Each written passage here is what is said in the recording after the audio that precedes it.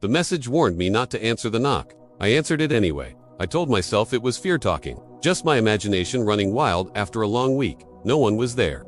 I checked the peephole, and the hallway was completely empty.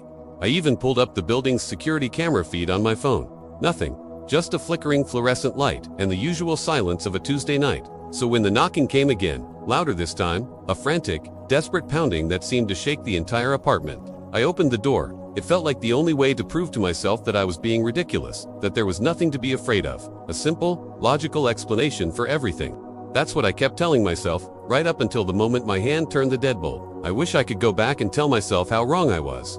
The hallway was empty, silent, cold. An unnatural chill seemed to seep in from the open doorway, wrapping around me like a damp shroud. I stood there for a long moment, my heart hammering against my ribs, listening. Not a sound. No footsteps retreating down the hall. No elevator dinging. Nothing. Just the oppressive weight of the silence. I was about to close the door, to write it off as some kids playing a prank, when my phone buzzed in my pocket. A new voicemail. The notification on my screen made my blood run cold. The message was from my own number.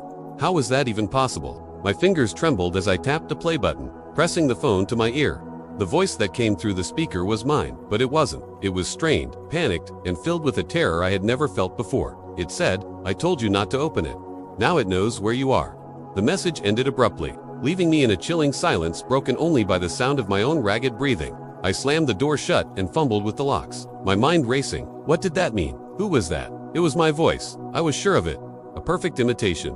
But the fear in it, that was real. It felt like a warning from a version of myself who already knew the terrible mistake I had just made. And then I felt it. It wasn't a sound. Not footsteps, not breathing, not even a whisper. It was just a presence, a sudden, suffocating weight in the room that hadn't been there a second ago. Like the air itself had become thick and heavy. The feeling of being watched intensified, but it wasn't coming from a corner of the room or from outside the window. It felt like it was coming from inside me, like I wasn't alone inside my own body. A cold dread crept up my spine, a primal fear that bypassed all logic. Something was here. It had been waiting outside that door, and I had just let it in, and now, it was inside with me.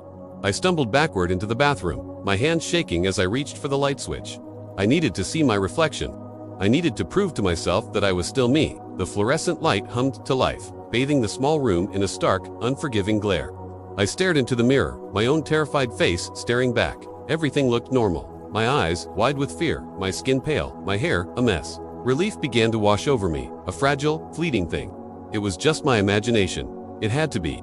And then my reflection smiled. It was a slow, deliberate curl of the lips, a wide, predatory grin that didn't reach the eyes. But I wasn't smiling. I stood there, frozen, my own mouth a tight line of horror, as the person in the mirror, the person who looked exactly like me, continued to smile. The phone rang again, shattering the horrifying silence. The caller ID showed my own number, just like before. My hand moved on its own, a puppet on a string, and answered the call. I didn't say hello, I just listened. My own voice, the same one from the voicemail but calmer now, almost triumphant, whispered from the speaker. "You opened the door," it said. "Thank you. Now I get to leave." And with those words, the smiling reflection in the mirror turned its head, looking away from me, and towards the bathroom door, as if it were about to walk out into my apartment, into my life.